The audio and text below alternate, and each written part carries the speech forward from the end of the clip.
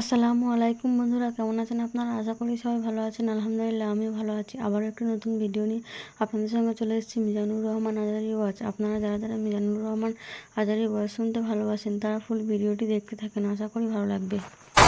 হুদ আলাইহিস সালাম কুরআন আল কারীমে উল্লেখিত 25 জন নবীর মধ্য থেকে অন্যতম একজন নবী, যিনি সাইয়েদনা নূহ আলাইহিস সালামের 5টি জেনারেশন পরে আদ জাতির কাছে প্রেরিত হয়েছেন। এবং সাইয়েদনা হুদ আলাইহিস সালামের নামে আল্লাহ তাআলা কালামুল্লাহ মাজিদে কুরআন আল কারীমে একটি সূরাও ডেডিকেট করেছেন, সূরাতু হুদ। এটি কুরআন আল কারীমের 11 নম্বর সূরা। আল্লাহ তাআলা ইরশাদ করছেন, ওয়া ইলা আদিন আখাহুম হুদা, আমি আদ জাতির কাছে হুদ আলাইহিস সালামকে প্রেরণ করেছিলাম।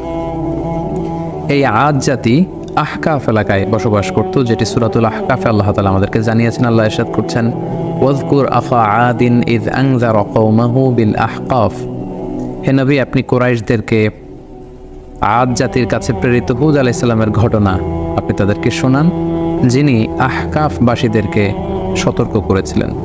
আহকাফ এলাকায় অবস্থিত আদ জাতির কাছে আল্লাহ তাআলা হেদায়েতের বাণী দিয়ে হুদ আলাইহিস সালামকে প্রেরণ করেছিলেন। এখন আমরা জানার চেষ্টা করব যে এই আহকাফ এলাকাটি কোথায়। এই আহকাফ এলাকাটি বেসিকলি আরাবিয়ান পেনিনসুলার একেবারে সাউদার্ন মোস্ট এলাকাতে পার্টে অবস্থিত, অর্থাৎ একেবারে দক্ষিণাঞ্চলে। আধুনিক যেই ম্যাপ, এই ম্যাপের হিসেবে যদি আমরা বলি তাহলে ইয়ামানের হাদারামাউত শহর এবং ওমানের মাঝামাঝি একটা এলাকাকে আহকাফ এলাকা বলা হয়, এবং যেটিকে কালামুল্লাহ মাজিদে ইরামও বলা হয়েছে। আধুনিক যারা প্রত্নতত্ত্ববিদ, মডার্ন যারা আর্কিওলজিস্ট, তাদের মতে নিউলি ডিসকভার্ড ওভার্ড সিটি বলে একটি সিটি আছে। এই সিটিটাই হচ্ছে বেসিকলি আদ জাতির ক্যাপিটাল ছিল, যেটাকে কোরআনে ইরাম বলা হয়েছে। ইরামা যাতিল ইমাদ, তারা অনেক উঁচু উঁচু প্রাসাদ বানাতো, লাফটি টাওয়ার্স তারা বানাতো তাদের এলাকাতে। সাইয়েদনা হুদ আলাইহিস সালাম তিনি ছিলেন 5 জন আরাবিয়ান প্রফেটের একজন, অর্থাৎ আরবি ভাষাভাষী 25 জন নবীর মধ্য থেকে 5 জন নবী ছিল যারা আরাবিয়ান প্রফেট ছিলেন, আরবি ভাষায় কথা বলতেন। হুদ আলাইহিস সালাম তার মধ্যে অন্যতম। সেই 5 জন নবী হচ্ছেন হুদ আলাইহিস সালাম, সালেহ আলাইহিস সালাম, ইসমাঈল আলাইহিস সালাম, শুআয়ব আলাইহিস সালাম এবং মুহাম্মদুর রাসূলুল্লাহ সাল্লাল্লাহু আলাইহি ওয়াসাল্লাম। এই 5 জনই আরবি ভাষায় কথা বলতেন। এবার আমরা জানবার চেষ্টা করব যে আদ জাতির কিছু ফিচার্স, তাদের ক্যারেক্টারিস্টিক্স কেমন ছিল, তাদের স্বভাব, তাদের অভ্যেস, তাদের গুণাবলী কেমন ছিল। আমরা কালামুল্লাহ মাজিদ থেকে জানতে পারি যে তারা ছিল শাদীদুল বাতশ, খুব শক্তিশালী, খুব মাইটি একটা নেশন ছিল আদ জাতি। এবং তারা ছিল মুত্রিফুন ওয়া আগনিয়া, অত্যন্ত ধনী, বিলাসী জীবনযাপনের অধিকারী তারা ছিল। তাদের আন্ডারে অনেক বাগান ছিল, তাদের এলাকায় অনেক ঝর্ণা ছিল, পশু সম্পদ দিয়ে আল্লাহ তাআলা, কৃষিজ সম্পদ দিয়ে আল্লাহ তাআলা তাদেরকে সমৃদ্ধ করেছিলেন। এবং তাদের বিল্ডিংগুলো ছিল অনেক উঁচু উঁচু, বিনাউহুম শামিখুন ওয়া আলিন, অনেক উঁচু টাওয়ার তারা বানাতে পারত, এবং তারা মূর্তি পূজা করত। এই হচ্ছে ইন জেনারেল আদ জাতির কিছু বৈশিষ্ট্যের কথা আমরা কোরআন সুন্নাহ থেকে পাই। আমরা যদি সরাসরি কালামুল্লাহ মাজিদের দিকে তাকাই তাহলে দেখবো যে কালামুল্লাহ মাজিদ আমাদেরকে বলেছে তারা উঁচু স্থাপনা নির্মাণে খুব পারদর্শী ছিল। এবং সাইয়েদনা নূহ আলাইহিস সালামের কওমের পরেই আল্লাহ তাআলা আদ জাতিকে এই পৃথিবীতে স্থলাভিষিক্ত করেছেন। আল্লাহ তাআলা ইরশাদ করেছেন, ইয জাআলাকুম খুলাফা মিন বা'দি কওমি নূহ ওয়া যাদাকুম ফিল খালকি বাসতা, তোমাদেরকে আল্লাহ তাআলা নূহ আলাইহিস সালামের কওমের পরে পৃথিবীতে স্থলাভিষিক্ত করেছেন, এবং ওয়া যাদাকুম ফিল খালকি বাসতা, তোমাদেরকে আল্লাহ ফিজিক্যালি ওয়েল বিল্ড করেছেন, অর্থাৎ খুব সুঠাম দেহের অধিকারী ছিল আদ জাতির লোকজন। আদ নেশনের লোকজন অত্যন্ত শক্তিশালী, সুঠাম দেহের অধিকারী ছিল। এবং সূরা শুআরাতে আল্লাহ তাআলা আদ জাতির ব্যাপারে বলছেন, যাতাবনুনা বিকুল্লি রিইন আয়াতান তা'বাসুন, তোমরা কেন প্রতিটি রোড ক্রসিংয়ে বা প্রতিটি উঁচু জায়গায় কেন তোমরা বড় বড় লাফটি টাওয়ার্স, অনেক উঁচু উঁচু টাওয়ার তোমরা কেন বানাচ্ছ? ওয়াতাত্তাখিযুনা মাসানিআ লাআল্লাকুম তাখলুদুন, আর তোমরা বড় বড় রয়্যাল প্যালেস বানাও, রাজপ্রাসাদ বানাচ্ছ, এবং তোমরা ভাবছো এই প্রাসাদগুলোই তোমাদেরকে পৃথিবীতে চিরকাল বাঁচিয়ে রাখবে, তোমরা চিরকালের জন্য পৃথিবীতে এই প্রাসাদের মধ্যে থাকতে পারবে, এমনটি তোমরা ভাবো। ওয়াইযা বাতাসতুম জাব্বারিন, আর যখন তোমরা অ্যাটাক করো কোনো জাতিগোষ্ঠীর উপর, তোমরা ভয়ঙ্কর ভাবে অ্যাটাক করো, খুবই আগ্রাসী মনোভাব নিয়ে অ্যাটাক করো। অর্থাৎ আদ জাতি খুব দুর্ধর্ষ একটা জাতি ছিল, যারা আশেপাশের অন্যান্য জাতির উপর অত্যাচার চালাতো, তাদেরকে যখন অ্যাটাক করতো খুব মারাত্মকভাবে তারা অ্যাটাক করতো। এবং সূরাতুল ফজর আল্লাহ তাআলা ইরশাদ করছেন, ইরামা যাতিল ইমাদ আল্লাতী লাম ইউখলাক মিসলুহা ফিল বিলাদ। তাদের আবাসস্থল ছিল ইরাম এলাকায়, যেটাকে আমরা বলেছি বিশাল আহকাফ রিজিয়নের মধ্যে আদ জাতির ক্যাপিটাল ছিল এই ইরাম, যেটাকে আধুনিক সময়ে মডার্ন আর্কিওলজিস্টরা এটাকে উবার্ট সিটি বলে, যেটাকে বলছে উবার্ট সিটি, এটাই ছিল বেসিকলি আদ জাতির ক্যাপিটাল বা রাজধানী। এবং সেখানে জাতিল ইমাদ, তারা বড় বড় স্থাপনা নির্মাণে খুবই পারদর্শী ছিল। আল্লাতী লাম ইউখলাক মিসলুহা ফিল বিলাদ, এরকম বড় বড় কনস্ট্রাকশন, এরকম বড় বড় স্থাপনা পৃথিবীতে অন্য কোনো জাতিগোষ্ঠীর মধ্যে তৎকালীন সময়ে দেখা যেত না, যেটা তারা তাদের এলাকাতে এই স্থাপনাগুলো করেছিল। এবং সবচেয়ে বড় ব্যাপার হচ্ছে যে তারা খুব অহমিকা বোধ করতো, অহংকার করতো, এটা নিয়ে খুব একটা বোস্টফুল ভাব তাদের মধ্যে ছিল, একটা ইন্টালিজেন্স ছিল, একটা প্রাইড ছিল যে আমরাই সেরা, আমরাই সবচেয়ে বড়, আমাদেরকে শেষ করে দেওয়ার মতো কেউ নেই, যেটা সরাসরি কোরআন কোট করেছে। আল্লাহ তাআলা ইরশাদ করেছেন, ফাআম্মা আদুন ফাস্তাকবারু ফিল আরদ। আর আদ জাতি পৃথিবীতে অহংকার প্রদর্শন করেছিল বিগাইরিল হক, অন্যায়ভাবে তারা নিজেদেরকে অনেক বড় বলে মনে করত, বড়ত্বের ঘোষণা দিত খুব বেশি বেশি। ওয়াকালু মান আশাদ্দু মিন্না কুওয়া, আর তারা বলতো আমাদের চাইতে শক্তিশালী আবার কে আছে, we are the mighty nation, আমরা হচ্ছে এই পৃথিবীর মধ্যে সবচাইতে শক্তিশালী জাতি, আমাদেরকে হারিয়ে দিতে পারে, আমাদেরকে ধ্বংস করে দিতে পারে, আমাদেরকে নিশ্চিহ্ন করে দিতে পারে, এমন কোনো শক্তি পৃথিবীতে জন্ম নেয়নি। এইভাবে তারা বুক ফুলিয়ে অহংকার প্রকাশ করত। আল্লাহ তাআলা বলছেন, আওয়ালাম ইয়ারাউ আন্নাল্লাহা আল্লাযী খালাকাহুম হুয়া আশাদ্দু মিনহুম কুওয়া, ওরা কি দেখে না যে আল্লাহ তাআলা তাদেরকে সৃষ্টি করেছে, তিনি তাদের চাইতে অনেক বেশি শক্তিশালী। ওয়া কানু বিআয়াতিনা ইয়াজহাদুন, কিন্তু তারা আমার নিদর্শন থেকে মুখ ফিরিয়ে নেয়, তারা অস্বীকার করে। তাহলে ওভারঅল আদ জাতির ব্যাপারে এই তথ্যগুলো আমরা কালামুল্লাহ মাজিদ থেকে পেয়ে থাকি। তো এই জাতিগোষ্ঠীকে অহংকার ছেড়ে দিয়ে, এই দাম্ভিকতা ছেড়ে দিয়ে, এই বড়ত্ব ছেড়ে দিয়ে তারা যেন তাওহীদের দিকে ফিরে আসে, শিরকের চর্চা ছেড়ে তারা যেন এক আল্লাহর দাসত্বে বা ইবাদতের দিকে ফিরে আসে। এজন্য আল্লাহ তাআলা সাইয়েদনা হুদ আলাইহিস সালামকে এই জাতিগোষ্ঠীর হেদায়েতের জন্য তিনি আদ জাতির কাছে প্রেরণ করেছেন। এবং সাইয়েদনা হুদ আলাইহিস সালাম ওনার সর্বোচ্চটুকুন দিয়ে পুরো জাতিগোষ্ঠীর মাঝে তাওহীদের দাওয়াতকে তিনি পৌঁছে দিয়েছেন। সূরাতুল আরাফে আল্লাহ তাআলা ইরশাদ করছেন, ওয়া ইলা আদিন আখাহুম হুদা, আমি আদ জাতির কাছে তাদেরই একজন ভাই, অর্থাৎ তাদেরই একজন লোক হুদকে নবী হিসেবে প্রেরণ করলাম। আমরা জানি যে কালামুল্লাহ মাজিদে প্রতিটি জাতিগোষ্ঠীর ক্ষেত্রে আমরা দেখেছি ভিনদেশী কোনো লোককে আল্লাহ তাআলা নবী হিসেবে অ্যাসাইন করেননি, কখনো করেননি, বরং তাদের গোষ্ঠীর মধ্য থেকে, তাদের নেশনের মধ্য থেকে, তাদের কোনো সাব ট্রাইবের মধ্য থেকে তিনি একজনকে তাদের হেদায়েতের জন্য তিনি সিলেক্ট করেছেন, যিনি তাদেরকে জান্নাতের সুসংবাদ দিবেন, জাহান্নাম থেকে ভীতি প্রদর্শন করবেন। এবং হুদ আলাইহিস সালাম সেটাই করেছেন, তাদের মধ্য থেকেই তিনি নবী হিসেবে এসেছিলেন। এবং সব নবীরা যে তাওহীদের দাওয়াত দিয়েছেন, সাইয়েদনা হুদ আলাইহিস সালাম সেই তাওহীদের দাওয়াতই তার জাতিগোষ্ঠীর কাছে তিনি পেশ করেছেন। তিনি বলেছেন, ইয়া কওমি আবুদুল্লাহ মা লাকুম মিন ইলাহিন গায়রু আফালা তাত্তাকুন, হে আমার জাতিগোষ্ঠীর লোকেরা, তোমাদের কি হলো, কেন তোমরা এক আল্লাহকে রেখে দিয়ে এত এত মূর্তির ইবাদত করছো, আফালা তাত্তাকুন, তোমরা কি আল্লাহকে ভয় করবে না? এটা একটা কমন দাওয়াত ছিল সব নবীদের, সব নবীরাই এক আল্লাহর দাস আমাদেরকে বানানোর জন্য পৃথিবীতে এসেছেন। আমরা যেন হাজার হাজার রবকে ছেড়ে দিয়ে, হাজার হাজার মূর্তিকে ছেড়ে দিয়ে, পৌত্তলিকতা ছেড়ে দিয়ে আমরা যেন এক আল্লাহর বান্দায় পরিণত হতে পারি, এটাই ছিল সব নবীদের মিশন এবং ভিশন। পাশাপাশি আমরা জানি যে আদ জাতি খুব শক্তিশালী একটা জাতি ছিল, তাদেরকে আল্লাহ তাআলা অনেক নাজ নেয়ামত দিয়েছেন। তো সাইয়েদনা হুদ আলাইহিস সালাম এই নাজ নেয়ামতের কথা স্মরণ করিয়ে দিয়েও তাদেরকে তাওহীদের দিকে দাওয়াত দিয়েছেন। তিনি বলেছেন, ওয়াযকুরু ইয জাআলাকুম খুলাফা মিন বা'দি কওমি নূহ, অর্থাৎ হে আমার জাতিগোষ্ঠী, তোমরা কি দেখছো না যে নূহ আলাইহিস সালামের পরে আল্লাহ তোমাদেরকে পৃথিবীতে সম্মানিত করেছেন। নূহ আলাইহিস সালামের কওমকে আল্লাহ তাআলা মহাপ্লাবন দিয়ে ধ্বংস করেছেন। সো তারা তো তোমাদের অ্যানসেস্টর ছিল, তোমাদের পূর্বপুরুষদের কি ভাগ্যে কি ঘটেছে এটা তো তোমরা দেখেছো। সো এটা দেখেও তোমরা কেন শিক্ষা নেবে না? এবং ওয়াজাদাকুম ফিল খালকি বাসতা, আল্লাহ তোমাদেরকে সুঠামদেহী করেছেন, শক্তিশালী করেছেন। ফাযকুরু আলা আল্লাহি লাআল্লাকুম তুফলিহুন, বলে আল্লাহ তাআলা তোমাদেরকে যে নেয়ামত দিয়েছেন এই নেয়ামতগুলোকে তোমরা স্মরণ করো, আল্লাহর নেয়ামতের শুকরিয়া করো। এইভাবে তিনি দাওয়াত দিতে লাগলেন। পাশাপাশি তিনি বোঝাতে চাইলেন যে তোমরা যতই পাপ করো না কেন, যতই অন্যায় করো না কেন, আল্লাহর তওবার দরজা, রহমতের দরজা এটা তোমাদের জন্য খোলা সব সময়। The door of Allah is open for you 24/7। যে কোনো সময় তুমি ইস্তেগফার করো, তওবা করো, শিরক থেকে ফিরে এসে এক আল্লাহর ইবাদতে মনোনিবেশ করো, আল্লাহ তাআলা তোমাদেরকে ক্ষমা করবেন। এবং সেটাই তিনি বললেন, ইয়া কওম ইস্তাগফিরু রাব্বাকুম, হে আমার জাতিগোষ্ঠীর লোকেরা, তোমরা আল্লাহর কাছে ক্ষমা চাও। সুম্মা তুবু ইলাইহি, আল্লাহর দিকে ফিরে আসো। Come back to your Lord. ইউরসিলিস সামা আলাইকুম মিদরারা, তাহলে আকাশ থেকে আল্লাহ তাআলা রহমতের বাড়ি বর্ষণ করবেন।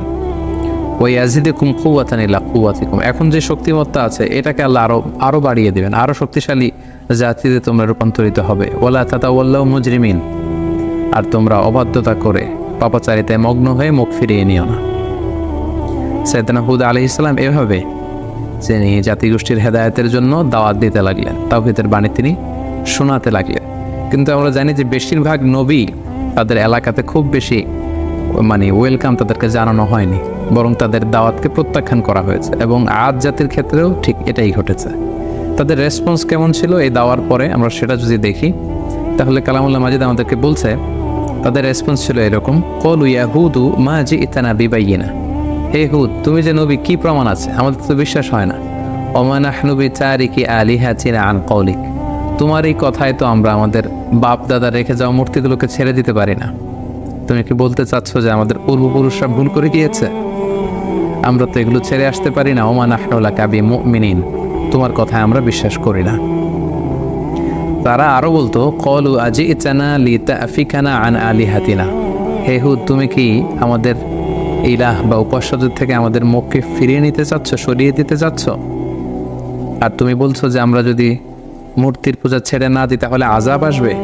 ফাআতিনা বিমা তাঈদুনা ইন কুনতা মিনাস সাদিকিন, তাহলে আযাব নিয়ে আসো, দেখাও, দেখি তোমার সাধ্যে কতটুকু কুলায়, তুমি কত বড় শক্তিশালী হয়েছো, তোমার আল্লাহর ক্ষমতা কতটুকু আমাদেরকে পারলে দেখাও।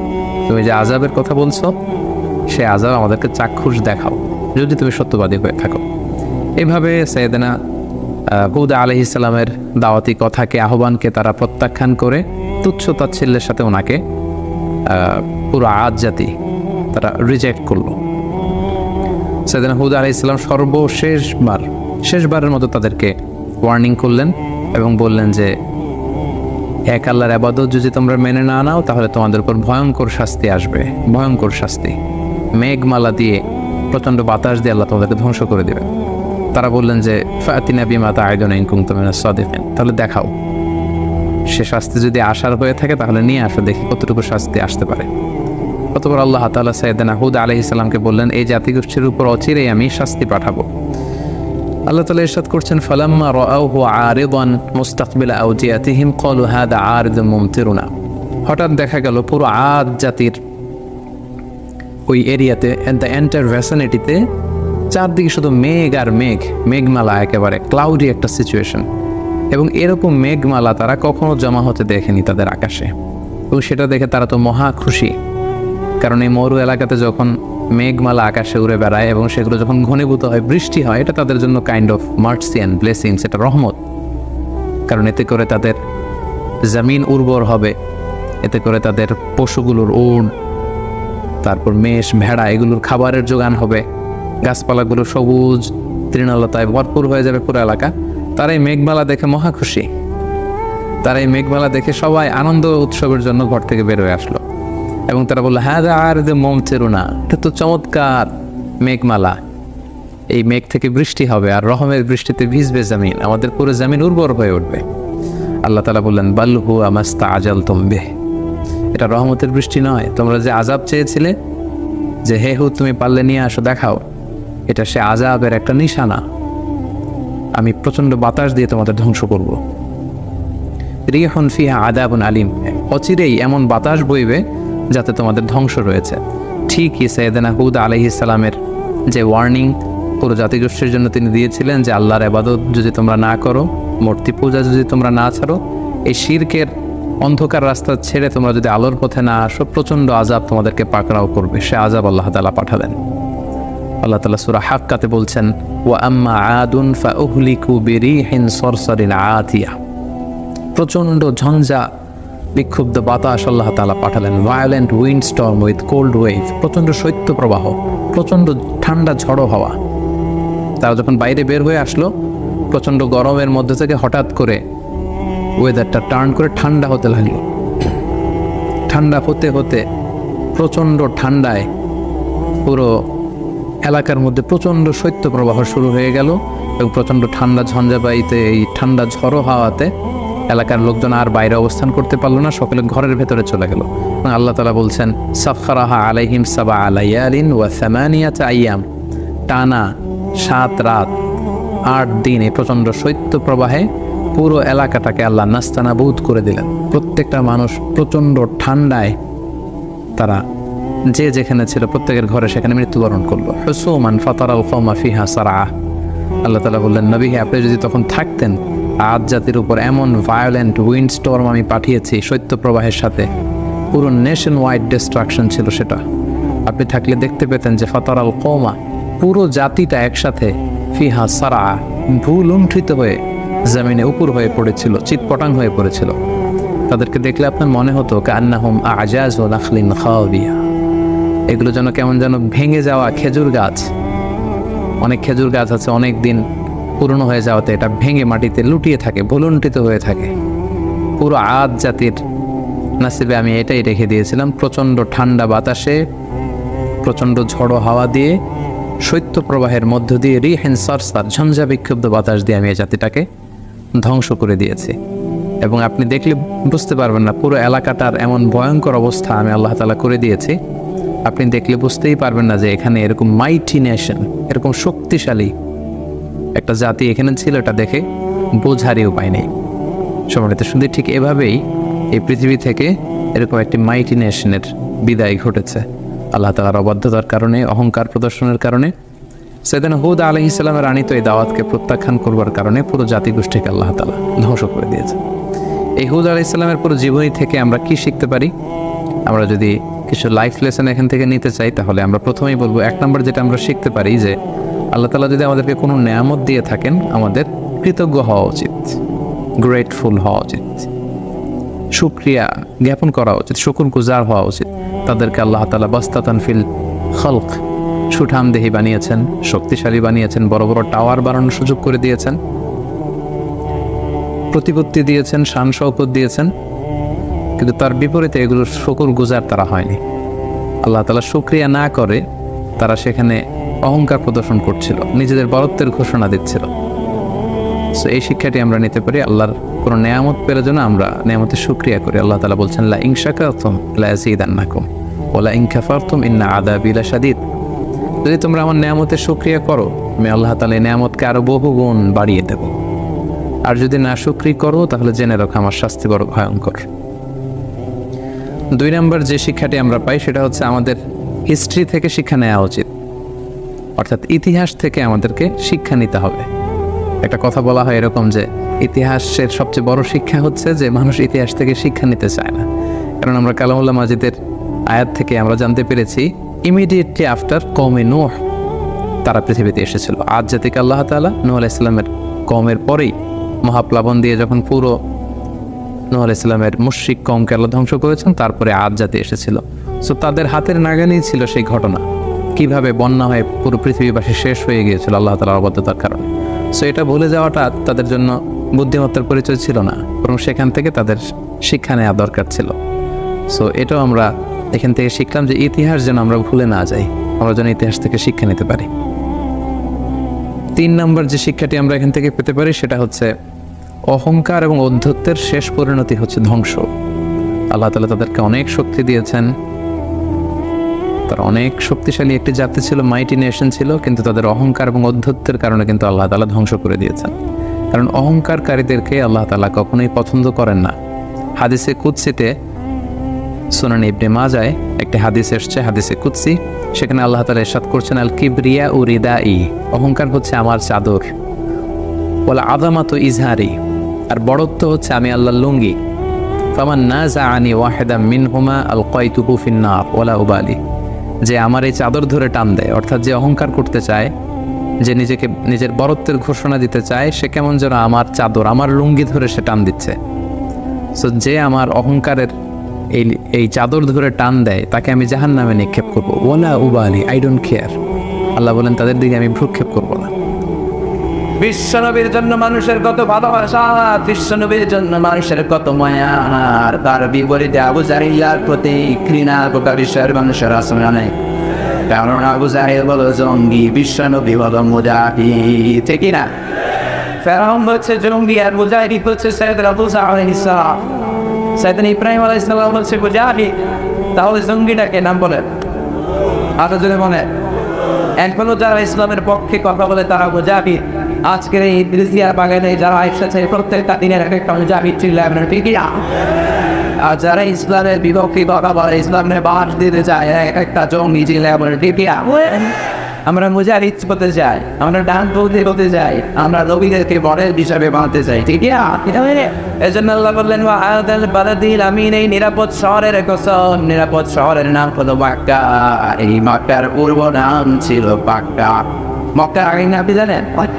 বাক্কা। ইন্না আউয়ালা বাইতি উদিআ লিন-নাস লাল্লাযী বিবাক্কাতা মুবারাকা, নিশ্চয় পৃথিবীর প্রথম ঘর এটা আমি মক্কাতুল মুকাররমায় সেট আপ করেছি।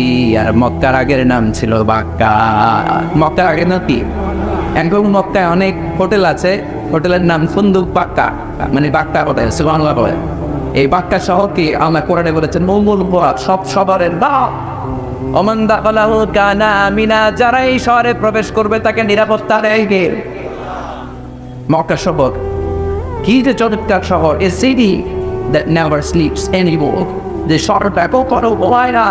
রাত 3টার দিকে যেই দৃশ্য, রাত 5টায় যেই দৃশ্য, দুপুর 12টায় যেই দৃশ্য, রাত 11টা ঠিক একই দৃশ্য, ঠিক করে বলে, ঠিক। এজন্য বিশ্বনবী বলতেন মক্কা তো আহাব্বুল বিলাদ ইলাইয়া, মক্কা হলো আমার কাছে সবচাইতে প্রিয় জায়গা। লাউলা খরিজতু লামা খারাজতু, মক্কা থেকে জোর করে যদি আমাকে কুরাইশরা বের করে না দিত আমি কোনোদিন মক্কা ছাড়তাম না। সুবহানাল্লাহ। আল্লাহ বলেন এটা হচ্ছে মাসাবাতান লিন-নাসি ওয়া আমনা, সব মানুষের বিরত কেন্দ্র।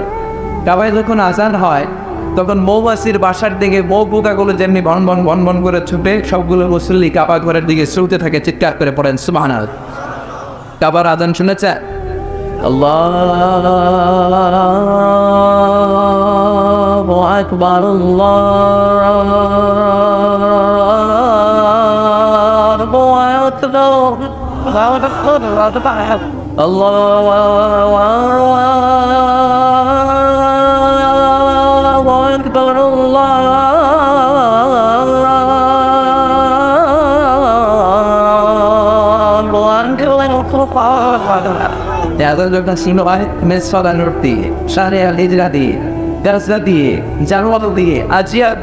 সবগুলো মানুষ বউতার মতো কাবার দিকে যেতে শুরু করে, চিৎকার করে পড়েন সুবহানাল্লাহ।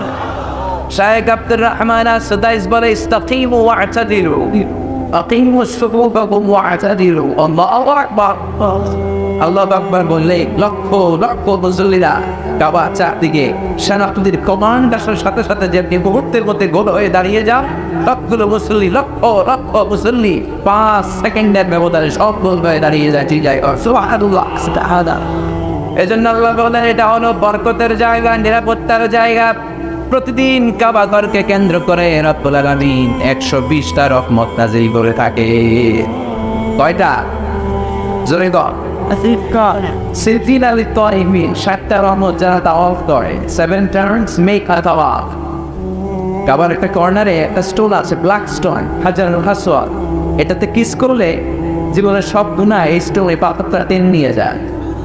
কিয়ামতের দিন আল্লাহ এই পাথরকে একটা ঠোক দিলে জিহ্বা দিবে আর 2টা চোখ দিবে, আর পাথরটাকে দাঁড়িয়ে দাঁড়াবে। কিয়ামতের ময়দানে পাথরটা দাঁড়িয়ে দাঁড়িয়ে বলবে আল্লাহ এই মুসল্লি, এই নামাজি, এই উকরাবারকারী আমাকে চলে দিয়েছিল, এর তুমি জাহান্নামে ঢুকাতে পারবে না।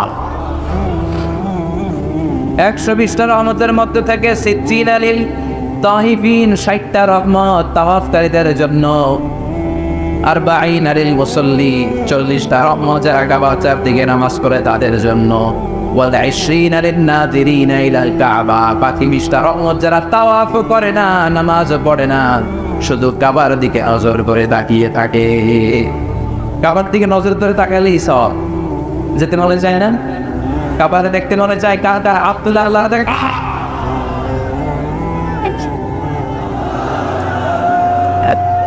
Of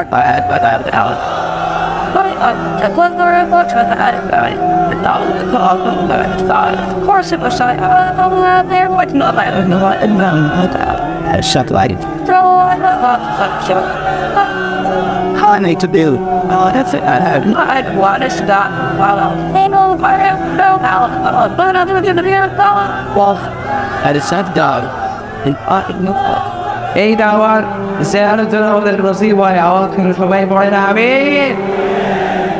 এজন্য আল্লাহ 3 জায়গার কসম কাটলেন, ফিলিস্তিনের কসম, 3 জৈতুনের কসম, তুর পাহাড়ের কসম, মক্কাতুল মুকাররমের কসম। 3টা কসম কেটে আল্লাহ বলেন লাকাদ খালাকনাল ইনসানা ফি আহসানি তাকওয়িম। সুবহানাল্লাহ।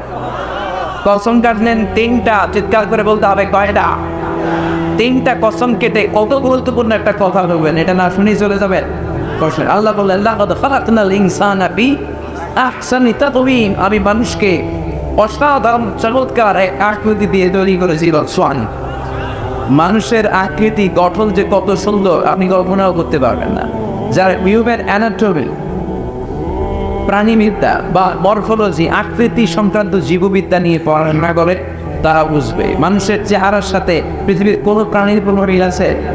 পৃথিবীর সবগুলো কুকুরের কেন্দ্রীয় চেহারা প্রায় এক হবে, পৃথিবীর সব ছাগলের চেহারা এক হবে, সব গরুর চেহারা এক হবে, কিন্তু পৃথিবীতে 700 কোটি মানুষের বসবাস, একটা মানুষের চেহারার সাথে আরেকটা মানুষের চেহারার মিল আছে? আরো কত 700 কোটি পৃথিবীতে ছিল, এখন কবরবাসী। আরো কত 700 কোটি কিয়ামতের আগ পর্যন্ত আসবে। একটা মানুষের চেহারা ব্লু প্রিন্টের সাথে, ডিজাইনের সাথে পৃথিবীর আরেকটা মানুষের চেহারার প্রমিল আছে। আবার পৃথিবীর সবগুলো প্রাণীর মাথা থাকে নিচের দিকে, গরুর মাথা থাকে এমনি, ছাগলের মাথা থাকে এমনি, কিন্তু মানুষকে উঁচু মাথা করে দাঁড়িয়ে থাকার সুযোগ করে দিয়েছে কে? আবার মানুষকে আল্লাহ বানিয়েছে আশরাফুল মাখলুকাত, গোটা বিশ্বের সব সৃষ্টির সেরা। এজন্য নূরের ফেরেশতাও মানুষকে সেজদা দিয়েছে, চিল্লায় করে ঠিক না? তুমি মাটির আদমকে প্রথম সৃষ্টি করিয়া ঘোষণা করিয়া দিলে শ্রেষ্ঠ বলিয়া, তাই তো নূরের ফেরেশতা করে আদমকে সেজদা, তাই তো নূরের ফেরেশতা করে আদমকে সেজদা, সবার চেয়ে সম্মান দিলে মাটির আদমকে। পড়ে আল্লাহু আল্লাহু তুমি জানলে শেষ করা তো যায় আগে তোমার গুণগান। আল্লাহু আল্লাহু একজনের চেহারার সাথে আরেকজনের চেহারার কোনো মিল আছে?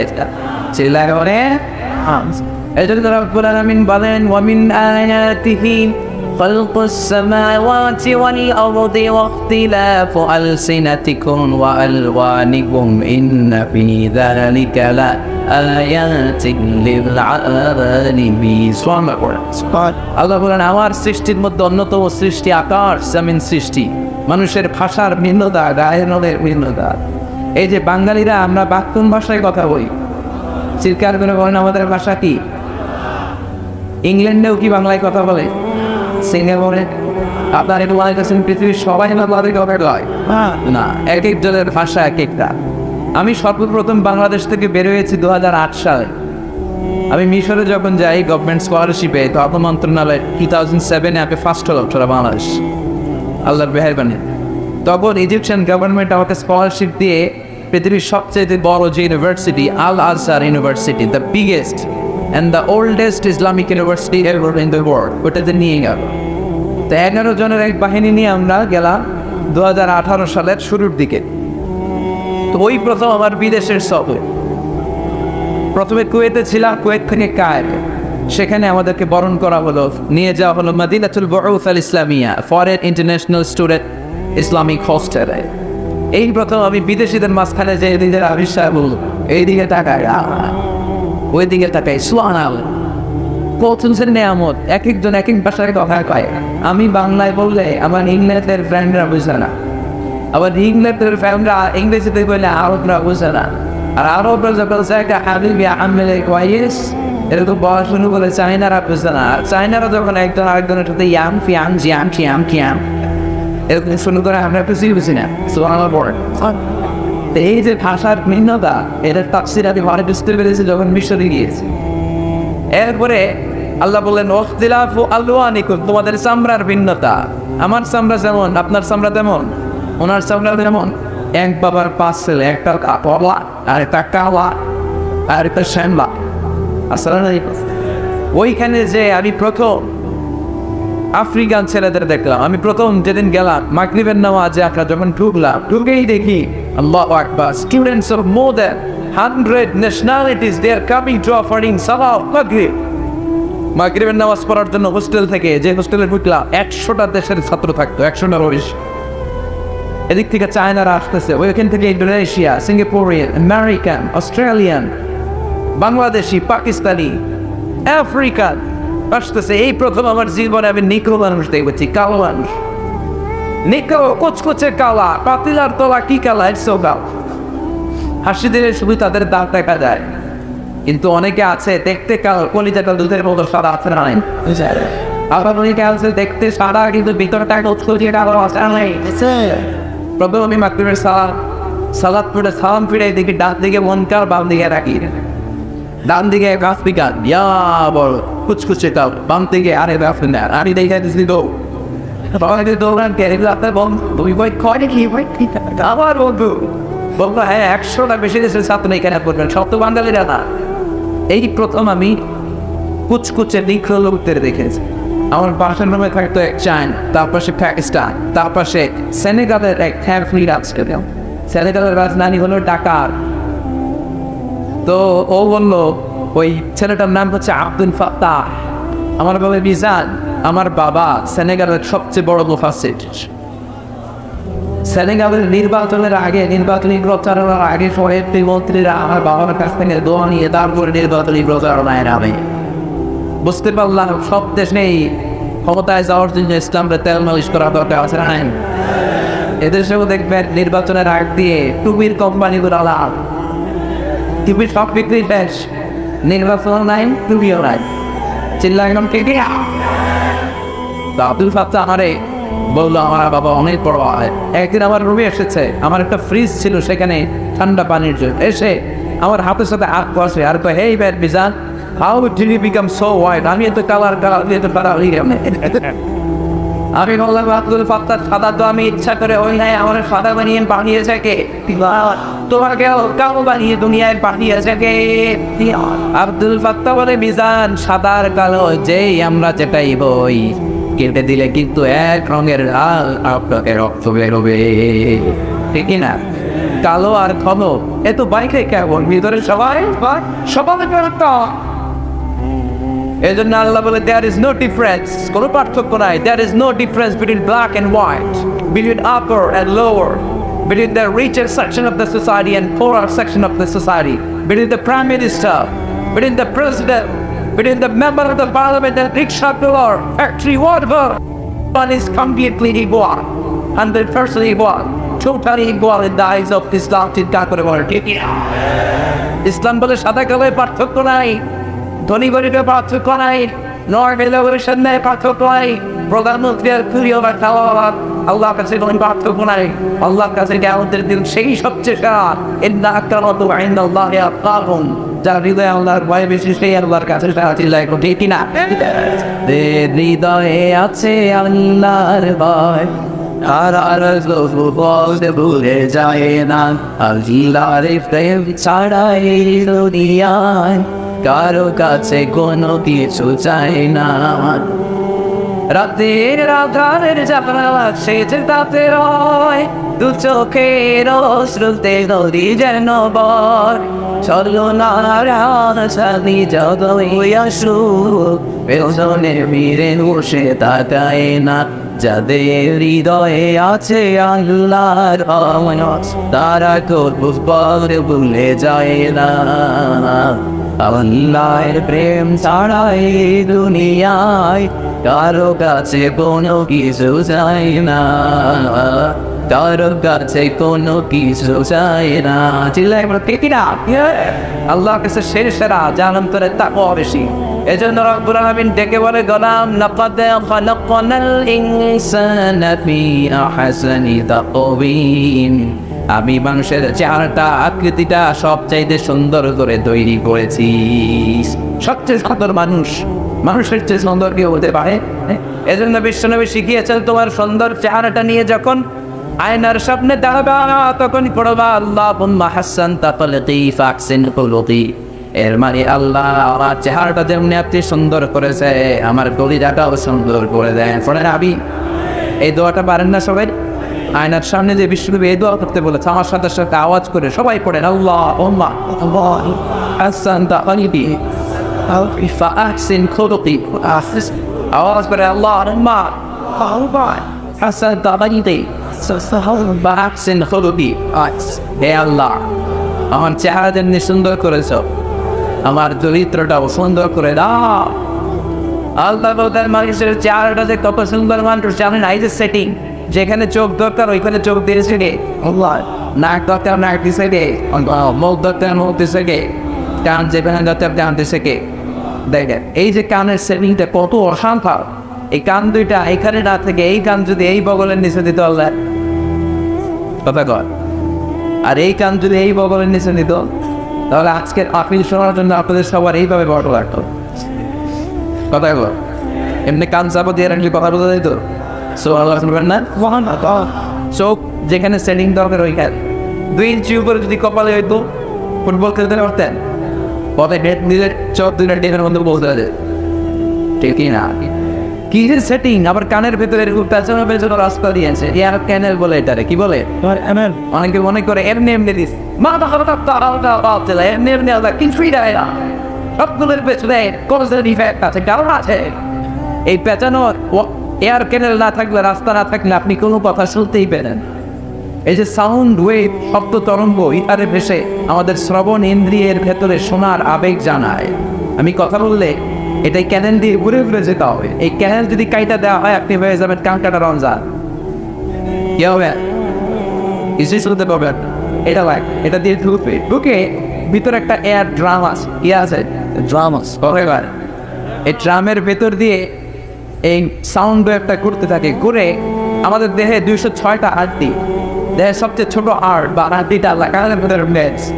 ওই হাতের আবার 3টা partition, outer ear, middle ear, inner ear. Outer এয়ারে নক করে, মিডল ইয়ারে নক করে, এরপরে ইলেকট্রিক্যাল সিগন্যালের মাধ্যমে এই সাউন্ড ওয়েভ, শব্দ তরঙ্গ ট্রান্সমিট হয়ে ব্রেইনের হেয়ারিং নার্ভ, শুনবার যে স্নায়ু, ওই স্নায়ু ভেতরে ঢুকে আজারের দিকে তাকায় আছেন আর মজার মজায় শুনতেছেন। এগুলো এমনি মজায় মজায় ঠুকে নাই, এই সবগুলো কারিস পাকা। এজন্য এই কান দিয়ে মুসলমান কোনোদিন হিন্দি গান শুনতে পারে না, ওই কান দিয়ে মুসলমান দুম চলে দুম শুনতে পারে না। এই কান দিয়ে কি শুনতে হবে? কোরআনের আয়াত, ঠিক না? যেন কানে শুনি সদা তোমার কালাম, এ খোদা চোখে যেন দেখি শুধু কোরআনে আয়াত শোনো, আমার মোনাজাত শোনো শোনো ইয়া ইলাহি, আমার মোনাজাত শোনো, আমার মোনাজাত। আমি আর আমি আল্লাহ রাব্বুল আলামিন বলেন, আলাম নাজআল লাহু আইনাইনি ওয়া লিসানান ওয়া শাফাতাইনি ওয়া হাদাইনাহু নাজদাইন। আল্লাহ বলে, আমি কি তোরে চোখ দেই নাই? চোখ দিয়েছে কে? 2 মিলিমিটার ডাইমেনশনের ছোট্ট চোখ। এই বাইরে জেনে দেখি সূর্যের দিকে তাকালে সূর্যের ওদের নেই। মেগাপিক্সেল ক্যামেরার ছবিটারে সুন্দর বানায় না? এক একটা চোখের ভিতরে আল্লাহ 475 মেগাপিক্সেল ঢুকে আছে। Human eyes can identify more than 10 million colors. আমাদের এই চোখ দিয়ে আমরা খালি চোখে 10 মিলিয়ন, 1 মিলিয়নে 10 লক্ষ, তার মানে 1 কোটিরও বেশি ধরনের রং শনাক্ত করতে পারে সুবহানাল্লাহ পড়ে। এরপর আল্লাহ বললেন, জিহ্বা যেখানে সেটিং এর দরকার ওইখানে করল। দেখেন এই জিহ্বার উপরের দিক দিয়ে খাবারের স্বাদ নেওয়া যায়, জিহ্বার তলা দিয়ে খাবারের স্বাদ পাওয়া যায়। কেন? জিহ্বার উপরে যদি আপনি মিষ্টি রাখেন, মিষ্টি পাওয়া যাবে না, টক রাখলে টক, কিন্তু জিহ্বার তলার ভিতরে মিষ্টি ঢুকে গেলে ওর স্বাদ পাওয়া যায়। এই জিহ্বার 5 স্কয়ার সেন্টিমিটারে আল্লাহ টেস্ট বাদ রেখে দিয়েছে 184টা। সে হিসাবে আমাদের ছোট্ট জিহ্বা দিয়ে আমরা 10,000-এর বেশি খাদ্যের স্বাদ নিতে পারি। এজন্য আল্লাহ ডেকে বললেন, লাকাদ খালাকনাল ইনসানা ফি আহসানি তাকওয়িম, মানুষকে আমি চমৎকার একটা আকৃতি দিয়ে তৈরি করেছি। সুবহানাল্লাহ। আমি একদিন ভাবলাম যে এতগুলো ব্যান্ডিং আল্লাহ দিল কেন? এই দেখেন হাতের এখানে হাঁটি, এটা নাড়ানো যায়, এদিকে টুইস্ট করা যায়, ঠিক আছে? আবার কবজি টুইস্ট করা যায় না? কবজি টুইস্ট না করলে ক্রিকেট খেলার সময় বল করতে পারতেন? স্পিন বল কর, leg spin, off spin, pace ball, googly ball, আসলে নাই কি না? এরপর আমি ভাবলাম যে আল্লাহ এত ব্যাটিং দিলে এখানে একটা এটা টুইস্ট করা যায়, লিগামেন্ট গুলো নয়, এখানে আরেকটা ভাঙা, এতদিন ভাঙা দিল। পরে হিসাব করে দেখি এগুলোর কাজের অভাব নাই। এই ছোট আঙ্গুল দিয়ে ইশারা দিয়ে মানুষকে দেখানো যায়, আবার পিছন থেকে এগুলো মারা যায় জোরে কম কত কাজ। আবার আনতে কেমন করে আসলে নাই বাধার পরে এই আঙ্গুলের মধ্যে অন করে আপনার ব্যাগ করে নিয়ে আসে। মহিলারা এই আঙ্গুল দিয়ে কি সুন্দর কাঁথা সেলাই করে, সার্জারির মতো, অপারেশনের মতো সূক্ষ্ম থেকে সূক্ষ্ম কাজগুলো ফিজিশিয়ান যারা ডাক্তাররা তারা এই আঙ্গুলের পূজায় বলে দেয়। আবার আঙ্গুলের হাতের চিপার মধ্যে যদি রং কিলি পাওয়া যায়, আঙ্গুল দিয়ে সুন্দর ছবি আঁকার সুযোগ আছে না নাই? আবার ক্রিকেটের মাঝখানে 2 আঙ্গুল তুললে ছক্কা হয়ে যায়, একটা তুললে ঠিক কিনা বের হয়ে যাও তুমি আউট। এইভাবে আঙ্গুল তোলা মানে কি? লাইফ। এটা কি? ডিসলাইক। এটা কি? ভিক্টরি, বিজয়। দেখবেন যার কাছে দিয়ে যেতে চাই পুরো না থাকে আসলে ভাই অবিন্দারকে বিজয় দান করে কে? এই যে স্বাধীনতা যুদ্ধে বিজয় লাভ করেছে, বিজয় দিয়েছে কে? সাগরে রক্তের বিনিময়ে বাংলার স্বাধীনতা দিলেন যিনি। আল্লাহ তোমাকে বলবো না, আল্লাহ তোমাকে বলবো না, এক সাগরে রক্তের বিনিময়ে বাংলার স্বাধীনতা দিলেন যিনি। আল্লাহ তোমাকে বলবো না, আল্লাহ তোমাকে বলবো না। মুমিনদেরকে বিজয় দেয় কে? কিন্তু মুমিনদেরকে ধৈর্য ধারণ করা লাগবে, মুমিনের মতো মুমিন হওয়া লাগবে, পাক্কা মুমিন হওয়া লাগবে। আযাব গজব অত্যাচার দেখে মুমিন কখনো হতাশ হয়ে যায় না, ঠিক না? ওয়ালা তাহিনু ওয়ালা তাহজানু ওয়া আনতুমুল আ'লাউনা ইন কুনতুম মুমিনিন। হতাশ হয়ো না, চিন্তিত হয়ো না, বিজয় তোমাদের হবে। কালিমার পতাকায় বাংলার জমিনে পথ পথ করে উঠবে, চিল্লায় বলে ঠিক না? কোন এলাকায়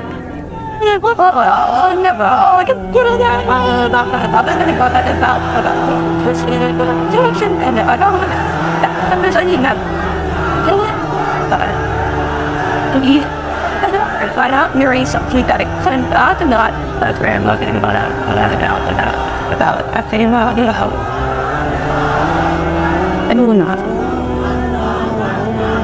আমরা ইসলামকে এদেশের বিজয়ী শক্তির মসনদে দেখতে চাইছি, তেমন ঠিকই। কেউ যদি মজলুম হয়, মজলুমের রক্ত যদি জমিনে লাগে, ওই জমিনের ক্ষমতা আল্লাহ মজলুমদের হাতে তুলে দেয়।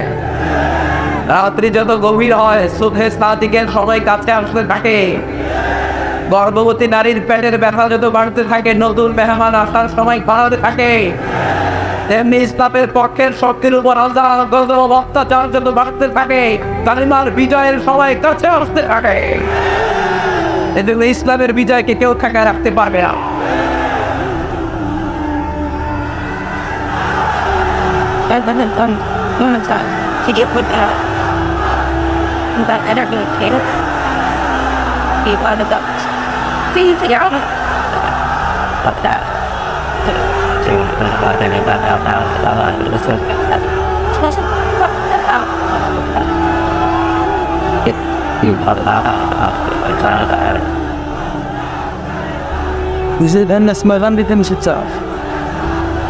আল্লাহ এদেশে তুমি কালেমার পতাকাকে বিজয়ী বেশে আমাদেরকে দেখার তৌফিক দান করো, সবাইকে একসাথে ইসলামের পক্ষে থাকার তৌফিক দান করো। যারা এদেশের ফৌদার মসনদে বসা তারা যেন ইসলামের পক্ষে থেকে কাজ করতে পারে তৌফিক দান করো। প্রশাসনের বাইরে যারা আছে তারা ইসলামের পক্ষে থাকতে পারে তৌফিক দান করো। আমাদের নিরাপত্তার জন্য যে পুলিশ ভাইরা, মিডিয়ার ভাইরা, র্যাবের ভাইরা, সেনাবাহিনীর ভাইরা, আমার দেশের সীমানা যারা পাহারা দেয় ইসলামের জন্য, তাদেরকে কবুল করে নাও। এজন্য রব্বুল আলামিন বলেন লাকাদ খালাকনাল ইনসানা ফি আহসানি তাকওয়িম, মানুষকে আমি চমৎকার আকৃতিতে তৈরি করেছি। তারপর আল্লাহুম্মা রাদাদনাহু আসফালা সাফিলিন, এরপরে তাকে আমি আমার পশ্চাৎমুখী করেছি। ভালো হলে মানুষ অনেক ভালো, খারাপ যদি হয় মানুষের চেয়ে খারাপ আর হয় না, ঠিক না? এটার দুইটা তাফসীর। এক তাফসীর বলছে মানুষের চেহারা অনেক সুন্দর, এই সৌন্দর্য ফুটে ওঠে যৌবনে। আর যখন যৌবন ঘুরিয়ে বার্ধক্যে মানুষ পৌঁছে যায় তখন আসফালা সাফিলিন ইলা আরদিল উমুর, তার চামড়াগুলো ভরে যায়, তার চোখের পর্দা নেমে যায়, তার কোমরে ব্যথা হয়ে যায়, তার হাতে একটা লাঠি লাগে সে কিন্তু হয়ে আরে জিল্লাই ঠিক না? তার মানে রং করা যৌবন জং করে শেষ। আজকের ক্ষমতা কালকে নাও থাকতে পারে, জিল্লাই ঠিক না? আজকে যেমন সৌন্দর্য কালকে সৌন্দর্য নাও থাকতে পারে। এজন্য আল্লাহ বলে সুম্মা রাদাদনাহু আসফালা সাফিলিন, একটা সময় মানুষ থাকে তাগড়া যুবক, একটা সময় মানুষের দেহের মধ্যে শক্তির অভাব নাই, আর একটা সময় আছে নাতিপুতি নিয়ে হাঁটে, মাজাটা বাঁকা হয়ে যায়, লাঠি দিয়ে হাঁটা লাগে, ঠিক না? এটা একটা অপশন। আরেকটা অপশন হচ্ছে উলাইকা কাল আনআম বাল হুম আদাল, মানুষ যদি ভালো হয় ফেরেশতার চেয়ে ভালো, মানুষ যদি খারাপ হয় ফেরেশতার চেয়ে খারাপ, ঠিক না? A lion never kill a lion. An elephant never kills an elephant. A dog never kills a dog.